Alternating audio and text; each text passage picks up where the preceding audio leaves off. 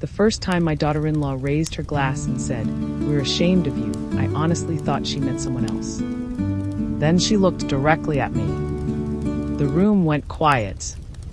It was my son Michael's birthday dinner, held at a small country club outside town. There were about 20 people around the long table, family, a few of Michael's friends, and some of his wife's colleagues. I had spent the afternoon getting ready.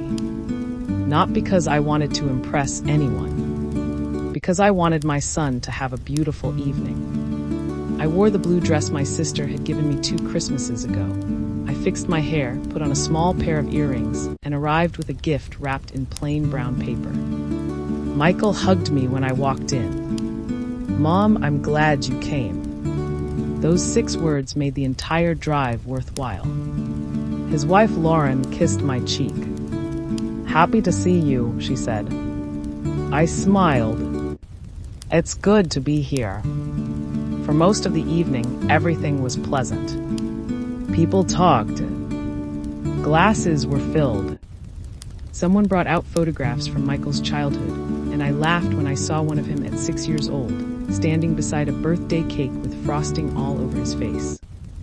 I told the story of how he had insisted on making the cake himself. Michael laughed. "You still tell that story? Because you still owe me a new kitchen towel." Everyone laughed. I thought the evening was going well. Then dessert arrived. Lauren stood. She lifted her glass. "I'd like to say something about Michael." Everyone turned toward her. She smiled at my son. Then she looked around the table. "I know we're all here because we love him." She paused. And sometimes, loving someone means being honest about the people around them. My smile faded. Lauren looked directly at me. "We're ashamed of you." For a second, nobody moved. I heard the soft clink of someone's glass being placed on the table. Michael's expression changed. "Lauren," she continued, "you've embarrassed this family enough." My hands became cold. I didn't know what she was talking about. I had never stolen from them. I had never caused a scene. I had never spoken badly about her in public. I had spent years trying to make her feel welcome. So why was she saying this? I looked at my son. He wasn't looking at me anymore. He was staring at his wife. And in that moment, I realized this wasn't really about a birthday toast. Something had been building behind closed doors. Something my son knew. Something I didn't. I lowered my eyes to the glass in front of me. I could have stood up. I could have demanded an explanation. I could have reminded everyone at that table of everything I had done for my family. But I didn't. I simply placed my hand over my glass and said quietly, "Then perhaps tonight is the first time someone should tell me why." No one answered. And somehow that silence hurt more than the words. I smiled because I didn't know what else to do. Everyone at the table was still holding their glasses, but nobody seemed to know whether they should take a sip. Lauren finally lowered hers. Michael looked at me. "Mom," I gave him a small smile. "It's your birthday, don't let this become about me." He opened his mouth, but I shook my head. "Not tonight." Someone at the other end of the table tried to change the subject. "So Michael, how's the new project going?" Michael answered, but I barely heard him. I kept looking at my plates. The food was beautifully arranged, but I had lost my appetite. I kept hearing the same words in my head. "We're ashamed of you." I had heard those words before, years ago, from my own father. Not because I had done something terrible. He had been ashamed that I left college to marry my first husband. He told me I had wasted my potential. I hadn't thought about that conversation in years. But sitting at that table, I suddenly remembered how it felt to have someone you loved look at you as though you had disappointed them simply by becoming the person you were. I took a sip of water. Across the table, Lauren was talking to one of her friends. She looked completely comfortable, almost as though nothing unusual had happened. That confused me more than anything. How could someone say something so painful and then continue eating dinner? Michael kept glancing toward me. Finally, he leaned closer. "Mom, are you okay?" I smiled. "I'm fine." He frowned. "You don't look fine. I don't want to ruin your birthday." "You didn't." I looked at him.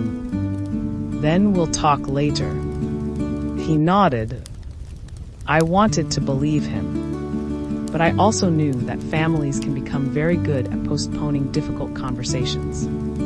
After dinner, people began leaving. I stood near the entrance, thanking everyone for coming. Lauren walked past me without saying anything. Michael stayed behind. "Mom, please wait." I turned. He looked exhausted. "What did she mean?" I asked. He looked away. "I don't know." That answer hurt. "You don't know why your wife stood in front of 20 people and said she was ashamed of me."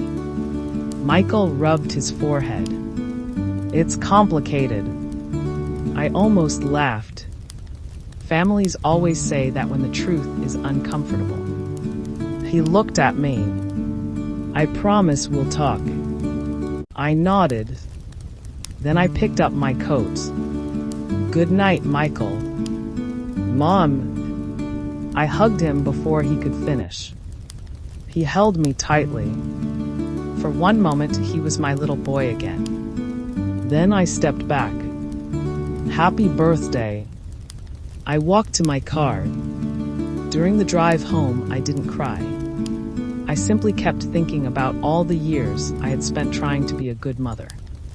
And for the first time, I wondered whether being a good mother had somehow made me too easy to blame. By the time I reached my driveway, I knew one thing. I wasn't going to defend myself against words I didn't understand. But I wasn't going to carry someone else's shame either. The next morning, Michael called me. "Mom, can we talk about last night?" I knew exactly what he meant.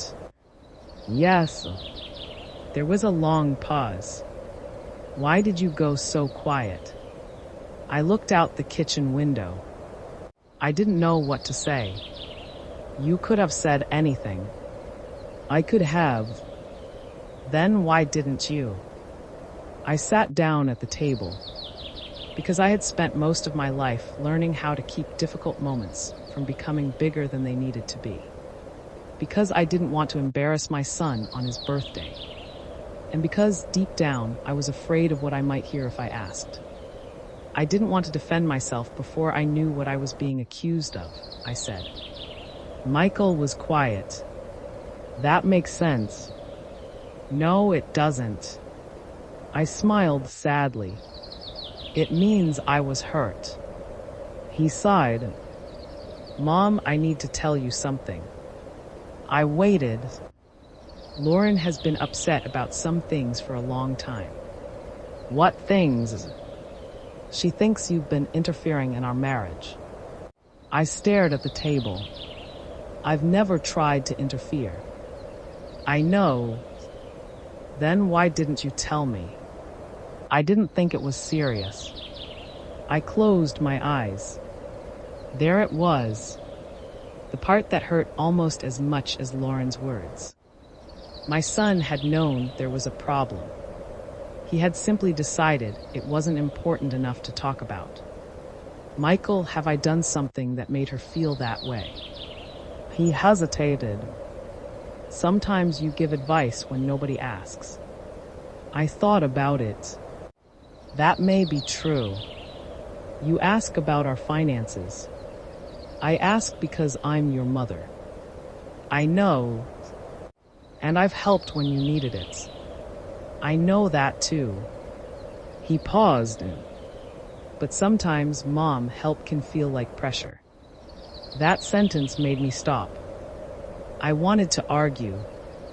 I wanted to remind him of everything I had done. But then I remembered something my own mother once told me. A child can be grateful for what you gave and still need you to step back.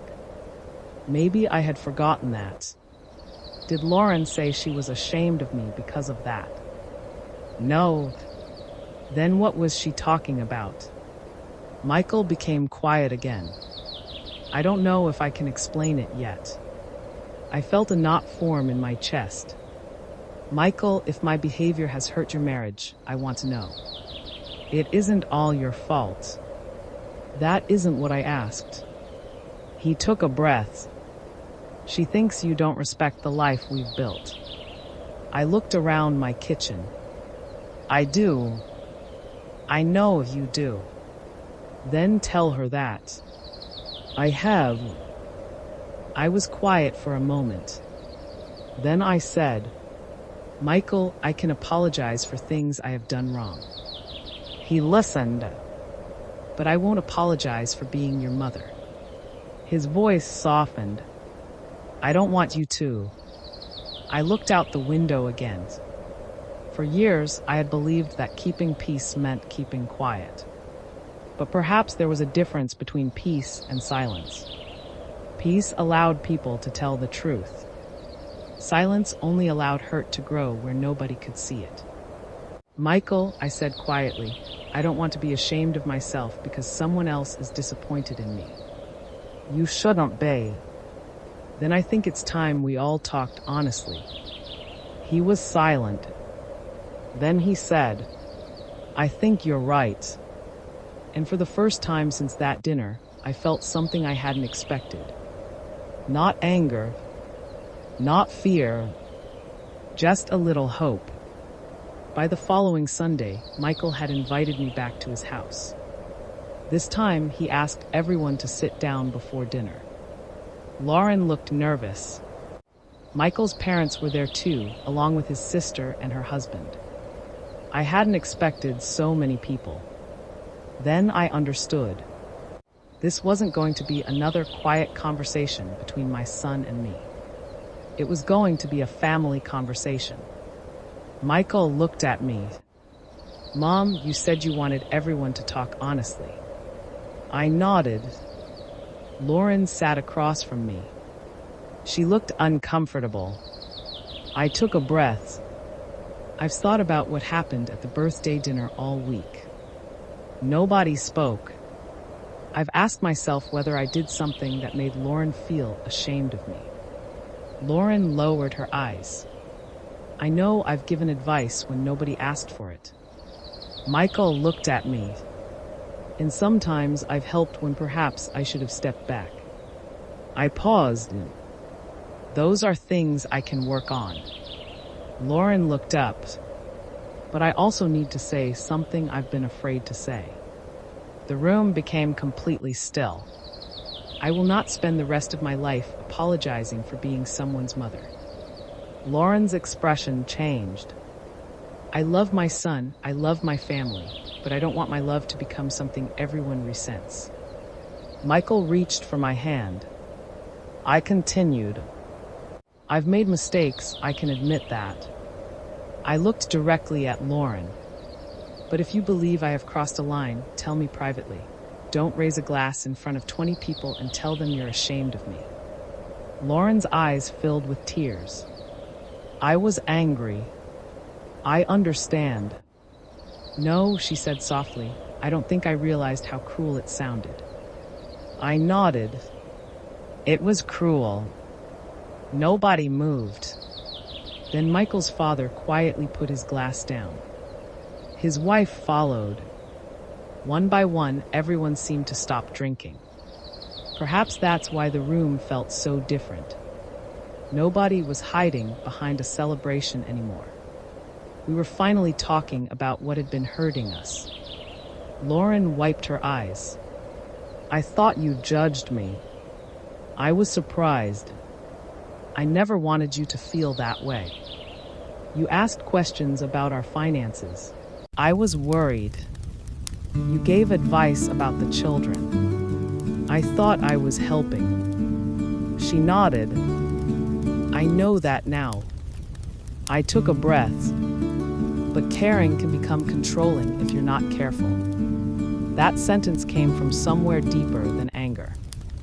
I had spent years learning that mothers have to know when to step forward and when to step back. Lauren looked at me. I don't want you gone. I felt tears rise in my eyes. Then don't make me feel like I should leave. Michael squeezed my hand. Nobody spoke for several seconds. Then Lauren reached across the table. I am sorry. This time, I believed she understood what she was apologizing for. I took her hand. I forgive you. Not because the words hadn't hurt. They had. But because I didn't want one terrible sentence to become the final sentence of our relationship. That evening, we finally ate dinner. No speeches. No raised glasses. Just family sitting around a table, speaking honestly. And somehow, that ordinary meal felt more important than the birthday celebration, where everything had first gone wrong. After that evening, things did not become perfect overnight. There were still moments when I said too much. There were still moments when Lauren needed space. And there were times when I had to remind myself that being a mother did not mean having an answer for every problem my son faced. But something important had changed. A few weeks later, Michael called me.